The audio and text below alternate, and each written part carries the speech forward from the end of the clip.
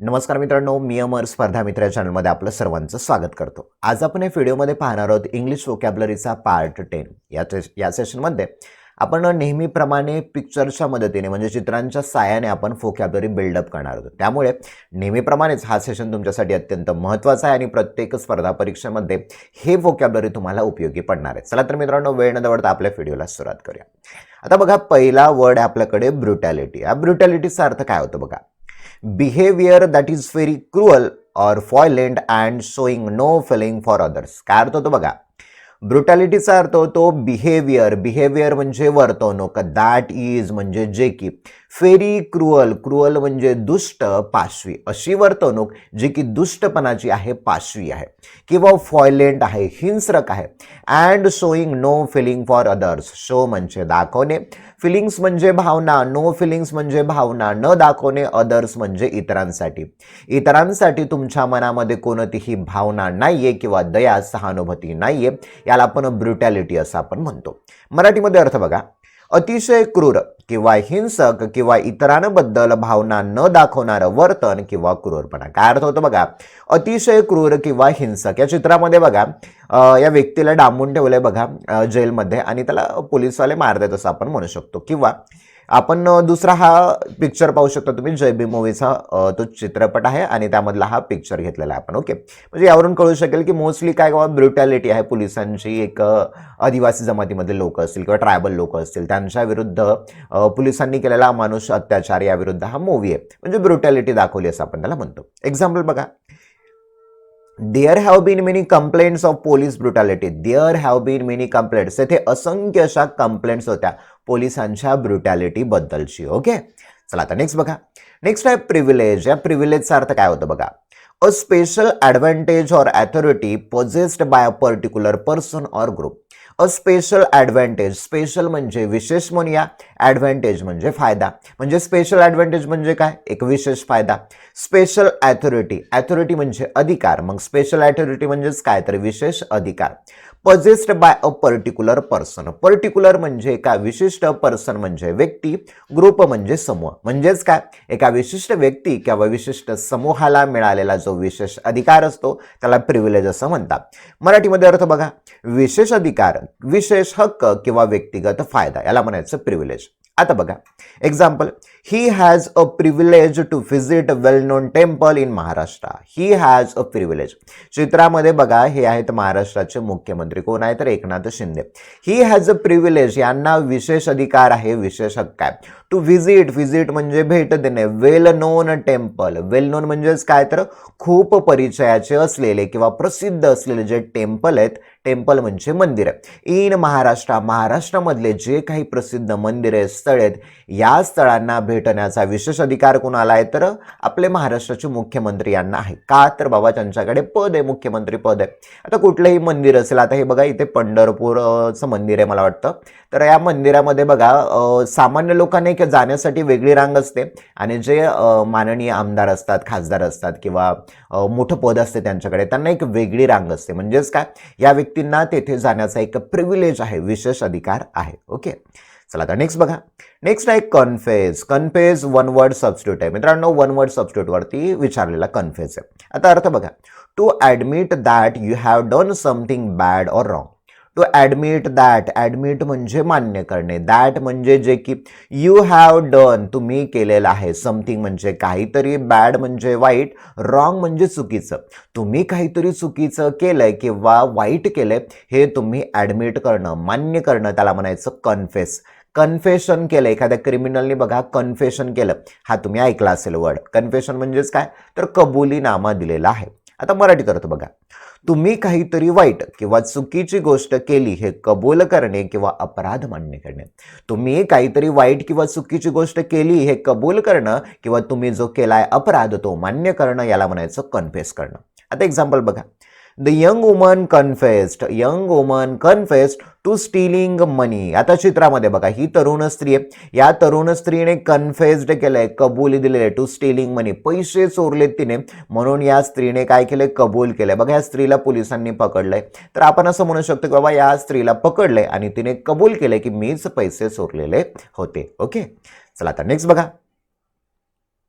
Next आहे set the wheels in motion. काय set the wheels in motion? हे मित्रांनो ईडीएम आहे बरं. ईडीएमचा अर्थ होतो मन असं आपण म्हणूया. अर्थ बघा, to do something that will cause a series of action to start. To do something एखादी गोष्ट करणे, दॅट म्हणजे जी की will cause a series of action. Series of action, series म्हणजेच काय तर सपाटा लावणे, एखादी गोष्ट क्रमाक्रमाने चालू करणे.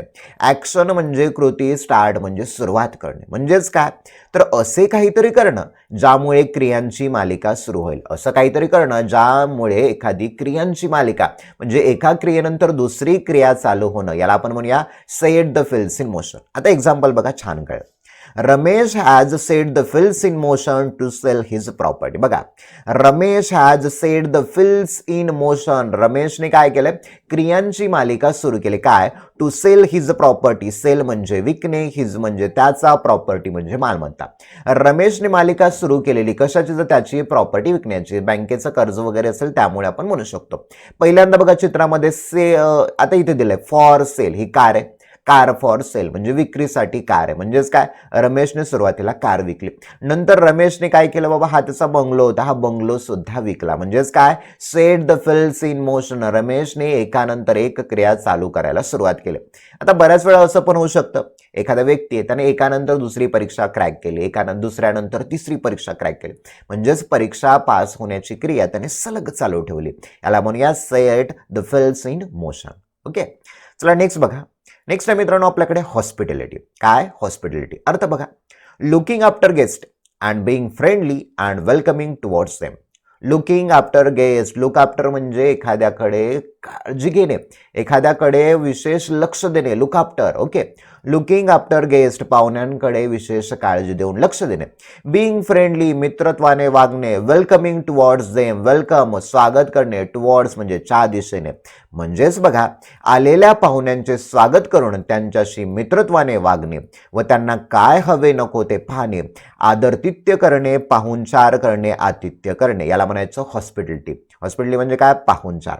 आता एक्झाम्पल बघा, I received the hospitality of the family. I received the hospitality of the family. आता चित्रामध्ये बघा, सर्व फॅमिली कुटुंब हे जेवायला बसले आणि हा व्यक्ती त्यांच्या इथे पाहुणे आलेला आहे. तर तो असं म्हणाला की बाबा मी त्यांच्या कुटुंबामध्ये जेव्हा गेलो मला तेव्हा त्यांचा पाहुणचार मिळाला. इथे बघा, जेवणासाठी बसलेले आहेत डायनिंग टेबलवरती आणि खूप साऱ्या डिशेस त्यांच्या समोर आहेत.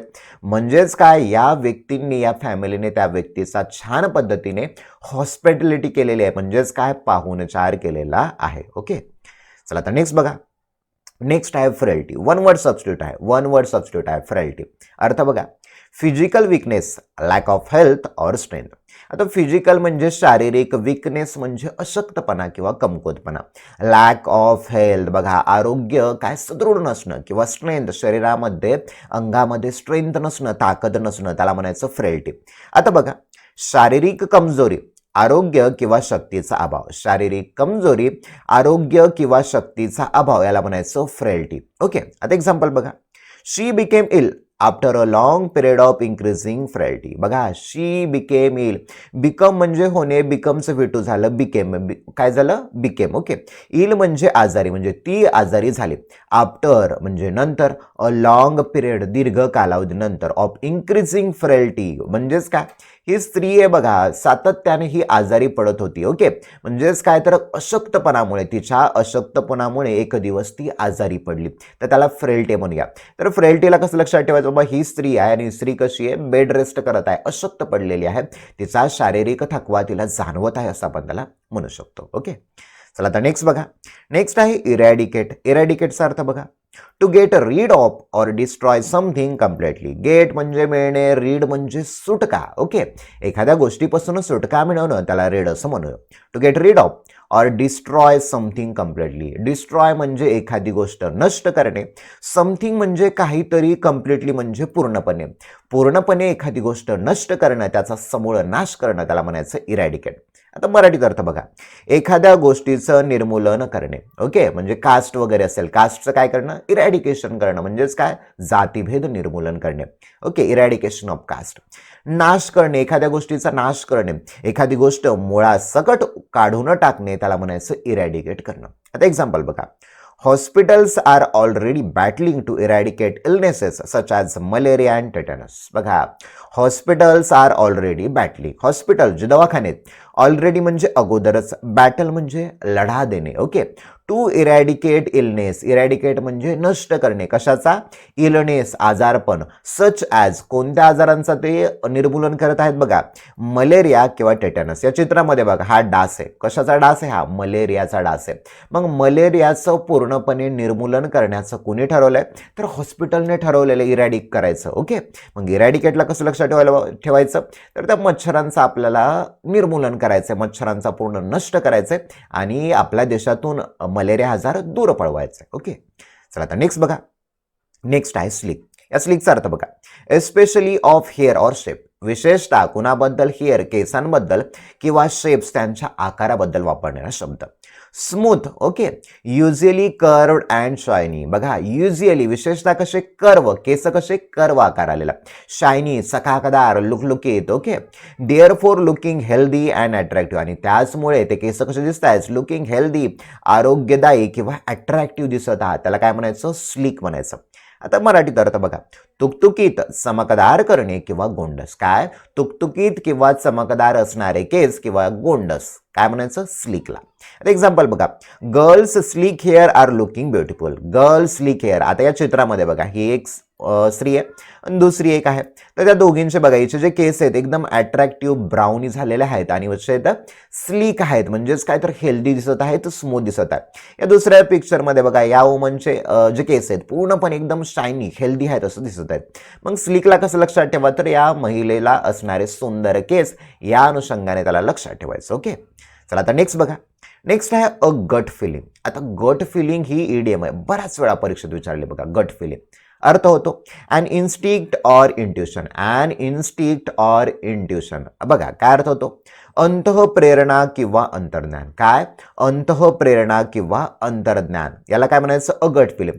आता अंतःप्रेरणा म्हणजेच काय? स्वतःच्या मनाच्या आतून दिलेला आवाज, म्हणजे आपल्या मनातला वाटतंय की अशी गोष्ट होऊ शकते. अंतर्ज्ञान होणं, त्याला आपण गट फिलिंग असं आपण म्हणतो. आपण म्हणतो ना, मला मनातून एखादी गोष्ट वाटत आहे, तर त्या पद्धतीने. आता एक्झाम्पल बघा, my gut feeling is that she is going to be the right person for this job. My gut feeling, माझ्या मनातली आतली आवाज मला असं म्हणते, she is going to be the right person for this job. बघा, ही जी स्त्री आहे बघा, कसा ऑफिशियल लुक आहे तिचा, म्हणजेच काय? यावरून असं दिसतंय की ही जी स्त्री आहे तर त्या जॉबसाठी, त्या नोकरीसाठी ती परफेक्ट माणूस आहे, म्हणजेच काय तर योग्य पदाची दावेदार आहे. मग गट फिलिंग म्हणजेच काय? तर स्वतःच्या मनाला एखादी गोष्ट वाटणे किंवा अंतःप्रेरणा होणे, अंतर्ज्ञान होणे, अंतर्दृष्टी होणं. ओके, चला आता नेक्स्ट बघा. नेक्स्ट आहे कंटिनेंट. आता कंटिनेंटचा अर्थ बघा, one of the 7 main areas of land on the earth. One of the 7 main areas of land. Okay, 7. आता इथूनच बघा, अर्थ म्हणजे पृथ्वी. मराठीचा अर्थ बघा, पृथ्वीवरील सप्तखंडातील एक खंड. फक्त लक्षात ठेवा, कंटिनेंट म्हणजेच काय? तर खंड. आपल्याकडे एक 7 खंड आहेत ना, आशिया खंड असेल, आफ्रिका खंड, अमेरिका खंड, तर त्याला आपण म्हणू शकतो America continent, Africa continent. Okay, किंवा एशिया कंटिनेंट, त्या पद्धतीचं. पृथ्वीवरील सप्तखंडातील एक खंड किंवा महाद्वीप. कंटिनेंटला काय म्हणायचं? खंड किंवा महाद्वीप. आता एक्झाम्पल बघा, there are 2 long rivers within the continent. आता ह्या चित्रामध्ये बघा, 2 अशा लांब अशा रिव्हर्स आहेत. कुठं तर या कंटिनेंटमध्ये, या खंडामध्ये 2 अशा लांब अशा काय रिव्हर आहेत, नद्या आहेत, असं आपण त्याला म्हणू शकतो. ओके, चला आता नेक्स्ट बघा. नेक्स्ट आहे एटिकेट. वन वर्ड सबस्टिट्यूट आहे. काय? वन वर्ड सबस्टिट्यूट एटिकेटचं. बघा, the customs or rules governing behaviour regarded as a correct or acceptable in social or official life. आता कस्टम्स, कस्टम म्हणजे काय? प्रथा. रूल्स म्हणजे नियम. गव्हर्न म्हणजे शासन. बिहेवियर म्हणजेच काय? तर वर्तवणूक. रिगार्डेड ॲज म्हणजे संबोधल्या जाणं किंवा समजल्या जाणं. म्हणजे असं वर्तवणूक ज्यामध्ये रूल्स आहेत, नियम आहेत, कस्टम आहे, प्रथा आहे. Correct or acceptable in social or official life. जे रूल्स, ते नियम कसे आहेत? करेक्ट आहेत, योग्य आहेत. ॲक्सेप्टेबल आहेत, स्वीकारण्यासारखे आहेत. सोशल म्हणजे सामाजिक. ऑफिशियल म्हणजे कार्यालयीन जे जीवन आहे, त्या जीवनामध्ये ते नियम आपण पाळण्यासारखे आहेत. म्हणजेच काय? तर समाजामध्ये आपण वागावं कसं, मोठ्यांशी बोलावं कसं, किंवा अनोळखी व्यक्तींशी आपण कशा पद्धतीने त्यांच्याशी बिहेव करावं, हे जे नियम असतात ना, त्याला इटिकेट असं आपण म्हणतो. ओके, लोकव्यवहाराची कला असं म्हणू शकतो. शकता. आता मराठीत बघा, सामाजिक किंवा अधिकृत जीवनात योग्य किंवा स्वीकार्य मानल्या जाणाऱ्या वर्तन नियंत्रित करणाऱ्या प्रथा किंवा नियम. तर थोडीशी मराठी डेफिनेशन वेगळी आहे असं लक्षात ठेवा की बाबा समाजामध्ये वागायचं कसं, बोलायचं कसं, चालायचं कसं, हसायचं कसं, हे शिकण्याचं जे तंत्र आहे त्याला इटिकेट असं म्हणायचं. या चित्रामध्ये बघा ना, हा व्यक्ती स्माइल करतोय, हा व्यक्ती सुद्धा स्माइल करतोय, दोघे एकमेकांना भेटतात, शेक हँड करतायत. म्हणजेच काय, तर प्रथमतः ज्या वेळेला भेटतात त्यावेळेला आपण एकमेकांना शेक हँड करतो आणि स्वतःच्या चेहऱ्यावरती एक स्मित हास्य आणतो असं आपण म्हणू शकतो. एक्झाम्पल बघा, he is an expert on matters of etiquettes. आता बघ, हा व्यक्ती कसा आहे, एक्सपर्ट आहे, तज्ज्ञ आहे कशामध्ये, तर इटिकेट्स म्हणजेच काय, तर आदर्श तत्व पद्धती की लोकांशी कसं वागायचं. ओके, चला आता नेक्स्ट बघा, गो the extra mile. Go the extra mile idiom आहे मित्रांनो. काय, गो द एक्स्ट्रा माइल. अर्थ बघा, to make more effort than is expected of you. To make more effort, बघा, अधिक परिश्रम करणे, दॅन इज एक्सपेक्टेड यू, अपेक्षित आहे त्यापेक्षा काय, जास्त प्रयत्न करणे. म्हणजेच बघा, तुमच्या अपेक्षेपेक्षा जास्त प्रयत्न करणं. काय, तुमच्या अपेक्षेपेक्षा जास्त प्रयत्न करणं, याला म्हणायचं go the extra mile. Okay, आता बघा, Reena has gone the extra mile to complete the project in time. बघा, एक्स्ट्रा माइल, अधिक प्रयत्न करणं. आता ही रीना नावाची व्यक्ती आहे बघा, पूर्णपणे सगळीकडे अंधार झालाय तरी सुद्धा या लाईटच्या छोट्याशा प्रकाशामध्ये तिचा प्रोजेक्ट पूर्ण करण्याचा प्रयत्न करतोय. म्हणजे सगळं जग झोपलेलं आहे तरी सुद्धा अधिक मेहनत करत आहे. कशासाठी, तर तिचा जो प्रोजेक्ट आहे तो पूर्ण करण्यासाठी. काय, तर ती बघा, हॅज गॉन द एक्स्ट्रा माइल, म्हणजेच काय, तर अपेक्षेपेक्षा जास्त प्रयत्न करत आहे. म्हणजे तिची नोकरी साधारणतः 8 तासाची तरी सुद्धा ती ऑफिसमध्ये तासनतास बसून काम करत आहेत. म्हणजेच काय, go the extra mile. Okay, चला आता नेक्स्ट बघा, नेक्स्ट आहे स्ट्रेनियस. आता स्ट्रेनियसचा अर्थ बघा, needing or using a lot of physical or mental effort on energy. Needing म्हणजे गरज असणे, युझिंग म्हणजे वापरणे, लॉट ऑफ म्हणजे खूप, पुष्कळ, फिजिकल म्हणजे शारीरिक, मेंटल म्हणजे मानसिक, एफर्ट म्हणजे प्रयत्न, एनर्जी म्हणजे ताकद. म्हणजेच बघा, भरपूर शारीरिक किंवा मानसिक प्रयत्न किंवा ऊर्जा वापरणे. काय म्हणायचं, भरपूर शारीरिक क्षमतेचा, भरपूर मानसिक क्षमतेचा वापर करून एखादी गोष्ट करणे, त्याला स्ट्रेनियस असं आपण म्हणू शकतो. आता एक्झाम्पल बघा, the doctor advise can to avoid strenuous exercise. डॉक्टरनी ॲडवाइस केले, सल्ला दिलाय, कुणाला, केन नावाच्या व्यक्तीला, या केनला सल्ला दिलेला आहे. टू अवॉइड, अवॉइड म्हणजे टाळणे, स्ट्रेनियस म्हणजे शारीरिक, त्रासदायक किंवा तणाव असणारी, एक्सरसाइज म्हणजे व्यायाम. आता या चित्रामध्ये बघा, ही वुमन आहे, तिला सांगितलं बाबा डॉक्टरनी की बाबा ताणतणावाचे व्यायाम वगैरे सध्या करू नका कारण तुझी हेल्थ व्यवस्थित नाही. तरी सुद्धा ती स्ट्रेनियस म्हणजेच काय, तर हे वेट उचलण्याचं काम करते. वजनदार, साधारणतः 20 kgचं वेट असेल तर उचलण्याचं काम करते. म्हणजेच काय, हे कसं काम करत आहे, तर स्ट्रेनियस करत आहे, स्ट्रेनियस. ओके, आता नेक्स्ट बघा, नेक्स्ट आहे पाईन. आता पाईनचा एक अर्थ होतो बघा मित्रांनो, a tall evergreen tree that has thin sharp leaves needles. बघा, अ टॉल म्हणजे उंच म्हणूया, एव्हर म्हणजे सदा, ग्रीन म्हणजे हिरवं, म्हणजे सदा हरित असणारं उंच ट्री म्हणजेच काय, झाड. That has thin sharp leaves. बघा, दॅट हॅज, ज्याला कसे, थीन, थीन म्हणजे पातळ, शार्प म्हणजे अणुकुचीदार, लीव्ज म्हणजे पाने, नीडल्स म्हणजे सुईसारखे अणुकुचीदार ज्या झाडाला पान आहेत आणि ते झाड नेहमी सदाहरित असतं. म्हणजेच काय, हिरवगार असतं. बघा अर्थ, सुईप्रमाणे अणुकुचीदार पानं असलेलं किंवा नेहमी हिरवा असणारा उंच वृक्ष त्याला म्हणायचं पाईन. पाईन म्हणजेच काय, एक देवदार वृक्षासारखं उंच असं झाड आहे. दुसरा अर्थ बघा, टू बी व्हेरी अनहॅपी म्हणजे दुःखी असणं, बिकॉज कारण की somebody has died or gone away, कुणीतरी व्यक्ती डाईड झालाय, वारलेला आहे किंवा मृत पावलेला आहे किंवा आपल्यापासून तो दूर निघून गेलेला आहे, त्याला सुद्धा तुम्ही पाईन म्हणू शकता. मराठीत अर्थ बघा, एखाद्या व्यक्तीच्या मृत्यूने किंवा विरहाने व्याकुळ होणे. काय, एखाद्या व्यक्तीच्या मृत्यूने किंवा विरहाने व्याकुळ होणे, एखाद्यासाठी झुरणं, खंतावणे किंवा कुडणे, याला म्हणायचं पाईन. एक्झाम्पल बघा, he sat outside pining for his friend. बघा, हा व्यक्ती, ही सॅट आउटसाइड, आउटसाइड म्हणजे बाहेर, पिनिंग म्हणजे दुःखाने, विवळणे, फॉर हिज फ्रेंड म्हणजे याच्या व्यक्तीच्या जीवनातून त्याचा मित्र त्याला सोडून गेलाय म्हणून तो कसा झालाय, पाईन झालाय. म्हणजेच काय, तर दुःखाने विवळ करत आहे किंवा त्याला वेदना होत आहेत. बघा, हा व्यक्ती बसलाय कसा, कपाळावरती हात लावला, एकदम दुःखाच्या गर्तछायेमध्ये बसलेला आहे. ओके, चला आता नेक्स्ट बघा, नेक्स्ट आहे एव्हियरी. एव्हियरीचा अर्थ बघा, a place as a large cage or building. Where many live birds are kept usually for exhibition. A place म्हणजे असं ठिकाण, ॲज म्हणजे असं म्हणूया, लार्ज केज, लार्ज म्हणजे मोठा, केज म्हणजे पिंजरा, एक मोठा पिंजरा किंवा एक मोठी बिल्डिंग म्हणजे इमारत. फिअर म्हणजे जेथे. Many live birds are kept. बघा, मेनी लाईव्ह बर्ड्स म्हणू आपण याला, म्हणजे जिवंत असे जे पक्षी आहेत ते केप्ट केले जातात म्हणजे ठेवले जातात.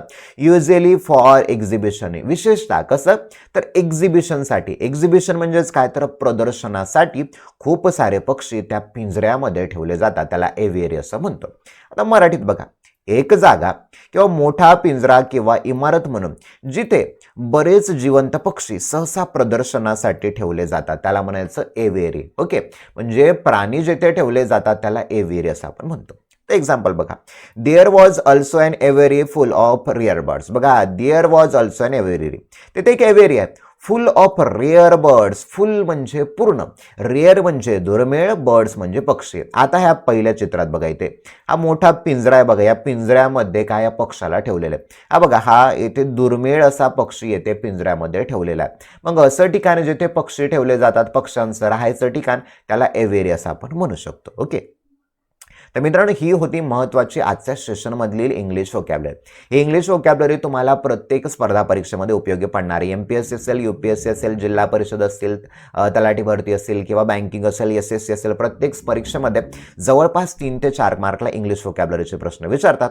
त्यामुळे हा सेशन तुमच्यासाठी अत्यंत महत्त्वाचा आहे. त्यामुळे आपल्या इतर मित्रांना सुद्धा तुम्ही हा सेशन जास्तीत जास्त शेअर करू शकता. मित्रांनो, तर आपण येथेच थांबूया. Thank you for watching this video.